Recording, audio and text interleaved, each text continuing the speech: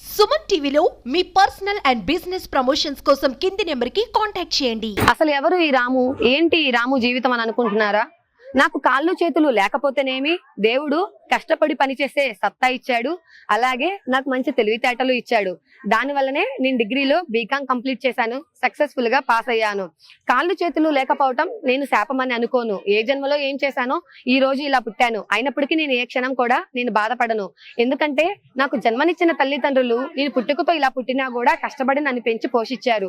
మరి ఈ రోజు నేను వాళ్ళకి ఏదైనా చేయగలిగేది ఏదన్నా ఉంది అని అంటే మరి నేను నా కాళ్ళ మీద నేను నిలబడి వాళ్ళ ముందు నేను దేహి అని ఎవరి ముందు చేయి చాపకుండా కష్టార్జితంతో పనిచేసి వాళ్ళకి 4 డబ్బులు ఇస్తే వాళ్ళు కూడా సంతోషంగా ఫీల్ అవుతారు కదా అని అంటున్నాడు రాము.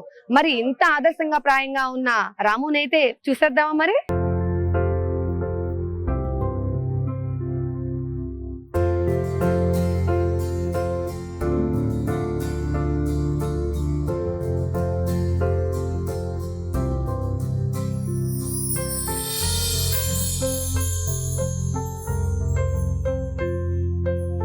హలో రాము, హాయ్ అక్క. బాగున్నారా? బాగున్నాను అక్క, మీరు బాగున్నారా? నేను బాగున్నాను. ఎలా ఉంది నీ బిజినెస్ మరి ఇక్కడ? పర్లేదు అక్క, చాలా బాగుంది. రాము, నీ గురించి అయితే నాకు తెలుసు కానీ బట్ జనాలకైతే తెలియచెప్పాలి. ఎందుకంటే ఈ రోజు నిన్ను చాలా మంది ఆదర్శంగా తీసుకోవాలి అని చెప్పేసి అనుకుంటున్నాను. అందుకే మరి మా సుమన్ టీవీ ద్వారా నిన్నైతే నేను ప్రజలందరికైతే పరిచయం చేస్తూ ఉన్నాను అనమాట. ఈ రోజుల్లో చాలా మంది కాళ్ళు చేతులు ఉండి కూడా చాలా మంది పని చేసుకోకుండా లేదంటే ఈజీ మనీ కోసం రకరకాల మోసాలు చేస్తూ రకరకాల దొంగతనాలు చేస్తూ భిక్షాటం చేస్తూ లైఫ్ ని సాగిస్తున్నారు. బట్ నువ్వేంటి అంటే అలా కాదు, చిన్నప్పటి నుంచి కూడా కష్టపడి వర్క్ చేస్తూ చదువుకుంటూ ఈ రోజు అయితే నీ కాళ్ళ మీద నేను నిలబడగలగాలి, మీ తల్లిదండ్రులకి 3 పూట్ల నువ్వే తిండి పెట్టాలి అని చెప్పిన ఆకాంక్షతో వర్క్ చేస్తూ ఉన్నావు కదా, అది నిజంగా అయితే చాలా గ్రేట్, చాలా హార్ట్ఫుల్ గా చెప్తున్నాను. నువ్వు ఎన్నేళ్ల నుంచి చేస్తున్నావు ఇలాగా? 4 years నుంచి. 4 years నుంచి. అంతకుముందు నేను ఈవెంట్స్ కి వెళ్తూ ఉండేవాడిని. నెల్లూరు, కడప, గుంటూరు, ఒంగోలు, మార్కాపురం, ఇట్లాగా Hyderabad VB entertainment, Swathi creations award functions, పొట్టి వీరే గారితో బోర్డు ఈవెంట్స్, అలాగా కొన్ని serials, TV movies, tiger Nageswararao, Mangampeta, R Sundar hero movie పేరు గుణ త్రిశిష్ నేను, అలాగా పలు మూవీస్లలో పొట్టి వీరయ్య గారి కూతురు విజయక్కను, తర్వాత చీరాల దగ్గర నాగు గారని ఆయన మూవీ ఆర్టిస్ట్. అలాగా నేను ఇలా ఈవెంట్స్ కి వెళ్తూ ఉంటే వీళ్ళందరూ పరిచయం అయ్యారు. అలాగా వీళ్ళ ద్వారాగా చిన్న చిన్న ఈవెంట్స్ చేసుకుంటూ ఈ రోజు కొద్దిగా బాడీ సహకరించాక ఇలాగా ఇలా బిజినెస్ చేస్తామని ఒక చిన్న ఆలోచన వల్ల. అంతకు ముందంతా ఈవెంట్స్ లో చేస్తున్నావు. ఈవెంట్స్ లో ఏం చేస్తావు రాము? డాన్సర్.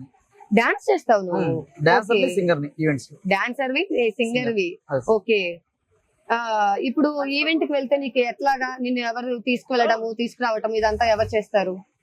నేనే ఓన్ గాను బస్ ఎక్కుతాను, ట్రైన్ ఎక్కుతాను, దిగుతాను. బ్యాగ్ లాగా తగిలించుకొని, బ్యాగ్ మామూలు నార్మల్ బ్యాగ్ ఉంటుంది కదా, అందులో నా యొక్క కాస్ట్యూమ్ పెట్టుకొని ఇంట్లో పేరెంట్స్ లేదా అక్క వాళ్ళు, చెల్లి వాళ్ళు సర్ది పెడతారు. నేను వాళ్ళు వెళ్ళిపోయినా గానీ లేకపోయినా గానీ నేనే ఇంటికి తాళం వేపిచ్చేసి ఎవరి చేతనైనా ఇంటి పక్కన పిల్లల చేత చేపించేసి అక్కడ నుంచి ఇలాగా బ్యాగ్ ధరించుకొని బస్ ఎక్కుతాను, ట్రైన్ ఎక్కుతాను, ఆటో ఎక్కుతాను. ఎవరి హెల్ప్ లేకుండా? అలాంటి కష్టాన్ని చూసి ఒక దాత ఈ స్కూటీని ప్రజెంట్ చేశారు. పేరు గిరి. ఓకే. ఆయన ఇచ్చిన ఉమా గారు, గిరి గారు అమౌంట్ ఇచ్చి పేరు కూడా చెప్పకుండా వెళ్ళిపోయారు. ఆ సంఘటన జరిగింది సున్నిపెంట ఆశ్రమంలో. నేను కూడా అక్కడ ఈవెంట్కి వెళ్ళి ఉన్నాను. ఆయన ఎక్కడం దిగడం ఇలాగా కష్టపడటం చూసారు. అమౌంట్ ఇచ్చేసారు. నువ్వు దీన్ని ఎలాగ ఉపయోగించుకుంటావో అది నువ్వు ఉపయోగించుకోవాలి బాగా అని అన్నారు. ఆ స్కూటీ తీసుకొని ఇప్పుడు ఎవరి సపోర్ట్ లేకుండా నాకు నేనుగా ఈ గాడ్ సెక్షన్ లో ఈ స్కూటీ డ్రైవ్ చేసుకుంటూ ఇలాగ బిజినెస్ చేస్తున్నాను. రెక్కాడితే గానీ డొక్కాడని స్థితిలో నుంచి ఈ రోజు శ్రీశైలంలో బిజినెస్ చేసేంత వరకు వచ్చాను. తల్లిదండ్రులు ఎంతో కష్టపడి నన్ను పెంచి ఇలాగా ఒక వ్యక్తిని, నార్మల్ వ్యక్తుల్ని పెంచడమే కష్టం. అలాంటిది 2 చేతుల వ్యక్తిని, 2 చేతులు లేని వ్యక్తిని ఎత్తుకోవడం కానీ దించడం కానీ తల్లిదండ్రులకే కష్టతరంగా ఉండే స్థితి. అలాంటిది స్కూల్ టైంలో నా స్నేహితులు కొంతమంది ఎత్తుకు తీసుకెళ్లారు. అలాగే వాళ్ళు పెద్దవాళ్ళే ఇప్పుడు జాబ్ పొజిషన్ లో ఉన్నారు. వాళ్లే కాకుండా ఇప్పుడు మా కాలనీలో కొంతమంది పిల్లలు ఇప్పటికీ నాకు సర్వీస్ చేస్తున్నారు మేడం.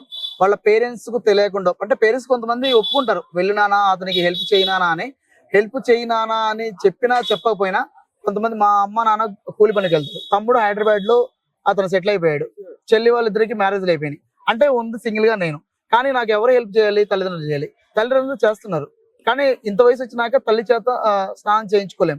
అలాంటి స్థితిలో ఉన్నప్పుడు నాకు స్నానం మా ఇంటి చుట్టుపక్కల పిల్లలు చేస్తారు. వాళ్ళు నాకంటే చాలా చిన్న పిల్లలు. మీ అందరికి కూడా కృతజ్ఞతలు నాన్న. ఎందుకంటే అంటే అవకాశం వచ్చింది కాబట్టి మీకు ప్రతిరోజు థ్యాంక్స్ చెప్తాను, అది వేరే విషయం. కానీ ఇలాంటి అవకాశం వచ్చినప్పుడు మీరు పేరు చెప్పుకోవడం కూడా ఒక సార్థకత. ఎందుకంటే నాకు హెల్ప్ చేసిన ప్రతి వ్యక్తి పేరు చెప్పుకోవాలని ఆశగా ఉంటది. ఇలాంటి సిచ్యువేషన్ లోనే అలాంటి గుర్తు రావాలి.